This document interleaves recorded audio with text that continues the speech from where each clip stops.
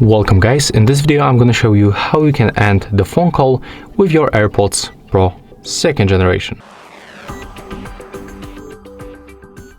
Okay, so at the first, it works the same for the left and the right earbud.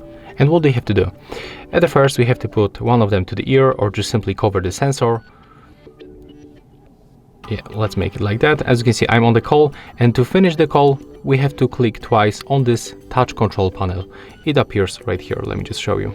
Right now you can spot it. That's small cutout in the AirPod. So click twice, quickly, and as you can see, we simply end the phone call. It works the same for the left one and for the right one. That's all.